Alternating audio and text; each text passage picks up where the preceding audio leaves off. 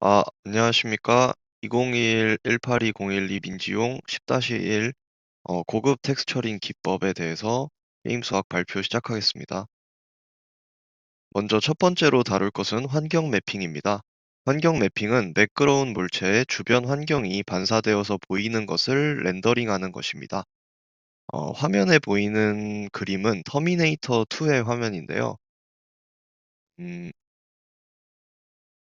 헬리콥터에 이 액체 사이보그가 올라갔더니 원래 조종사의 얼굴이 이 머리 부분에 비치는 것을 볼 수가 있습니다. 또한 아래 그림의 주전자를 보시면 이 주전자에도 바깥 환경이 비치는 것을 볼 수 있습니다. 환경 매핑을 위해 첫 번째로 해야 할 일은 환경 맵이라 불리는 텍스처에 주변 환경 영상을 담는 것입니다.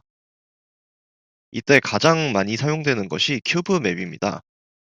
큐브 매핑은 6개의 면을 가지는 정육 면체를 카메라가 큐브의 한 방향을 바라보게 렌더링하고 그 다음 6개에 들어갈 영상을 텍스처에 저장을 하는 것입니다. 그런 다음에는 반짝이는 표면의 점 P에 주변의 환경이 반사되도록 해야 합니다. 방금 전의 카메라는 가상의 카메라였지만 지금의 카메라는 P를 바라보는 실제 사람의 눈이라고 생각을 하겠습니다. 이때 표면의 법선 벡터 n을 기준으로 카메라에서 P를 향한 광선 I를 발사합니다. 이때 입사각과 반사각에 의해서 반사 벡터 R이 구해집니다. 이 반사 벡터를 구하는 수식은 5장에서 스페큘러 항을 구할 때 사용한 공식과 정확히 반대입니다. 이것이 반대인 이유는 5장에서는 P에서 카메라 방향으로 가는 광선을 구했었는데 지금은 카메라에서 P로 가는 광선을 이용해서 반사 벡터를 구하고 있기 때문입니다. 이 반사 벡터 R을 계속해서 따라가다 보면 큐브 맵의 어딘가와 만나게 되는데 그 큐브 맵과 만나는 지점에 텍스처 이미지에서 텍셀을 가져다가 T점에다가 입히면은 환경 매핑이 되게 됩니다.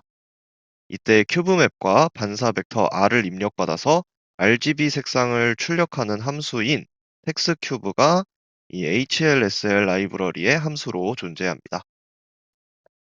이 텍스큐브 함수의 동작이 이루어지는 원리를 설명하겠습니다.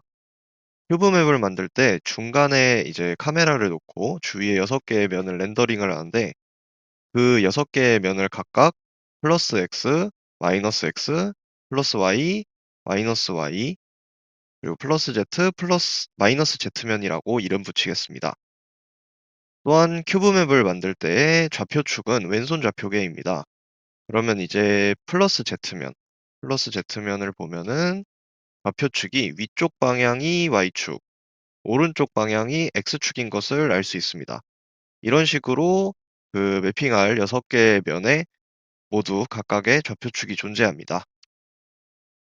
이때 반사 벡터 R이 구해지면 이 R이 6개의 면 중에서 어떤 면과 만나는지를 결정해야 합니다.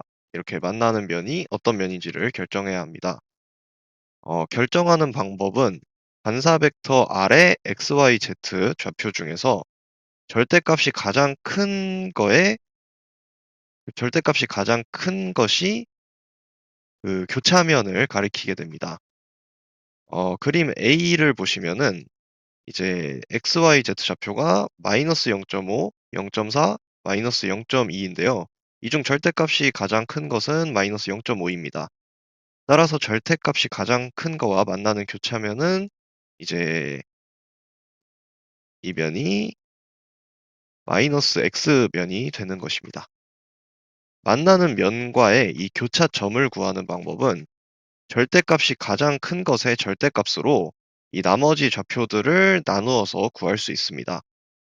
마이너스 0.5의 절대값인 이제 0.5로 나머지 값들을 나누게 되면은 0.8과 마이너스 0.4가 되게 됩니다.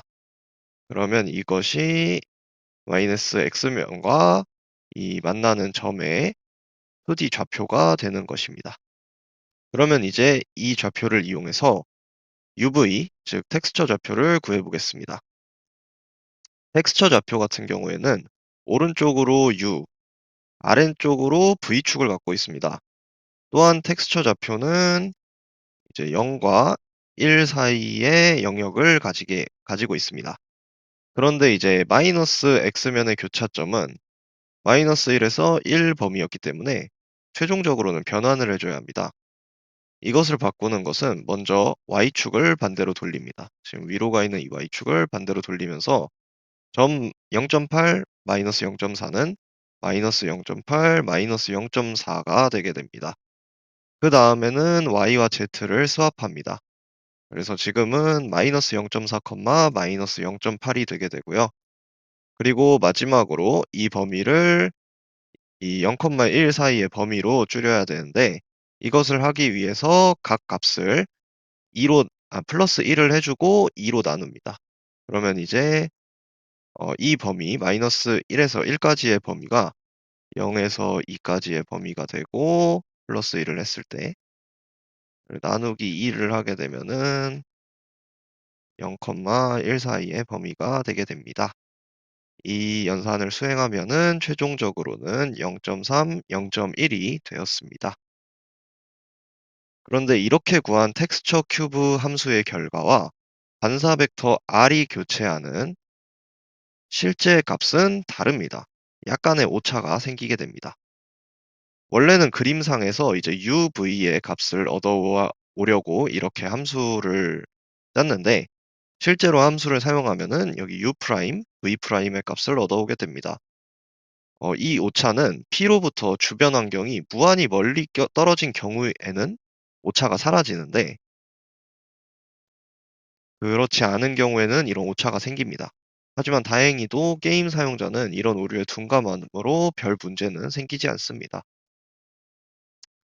그런데 실제 게임에서는 움직이는 물체에 대해 계속해서 환경 매핑을 수행해줘야 합니다. 이 물체가 움직이면서 환경이 바뀌면은 그 매핑되는 것도 바뀌어야 되는데요. 이것을 적용하는 것을 동적 큐브 매핑이라고 합니다. 그림을 보면은 자동차가 움직임에 따라 이렇게 자동차 본넷에 비치는 주변 환경의 모습이 달라집니다. 이렇듯 동적 큐브 매핑을 사용하면 주변 환경이 달라지는 것을 실시간으로 매핑할 수 있습니다. 동적 큐브 매핑은 런타임 시에 큐브 맵을 생성하는 단계와 실제 큐브 맵을 이용해서 환경을 렌더링하는 그런 단계로 두 가지로 나눠지는 투패스 알고리즘입니다. 이 첫 번째 패스에서는 입력된 프리미티브를 6개로 복사해서 렌더 타겟당 하나씩 할당합니다. 각, 각각의 렌더 타겟은 이 고유한 뷰 행렬을 가지고 투영 변환을 할 때는 이제 동일한 투영 행렬을 가져서 총 6개의 이미지를 생성합니다. 뷰 행렬은 각각 고유하고 투영 행렬은 동일합니다. 그리고 이제 두 번째 패스에서는 렌더링 단계에서 만들어진 큐브 맵을 사용해서 주변 환경을 매핑합니다. 이 첫 번째 패스를 위해서 멀티 렌더 타겟을 사용하여 한꺼번에 6개의 렌더 타겟 텍스처를 채울 수 있는 큐브 맵 이미지를 생성하는 것입니다. 네, 이상으로 발표를 마치겠습니다. 감사합니다.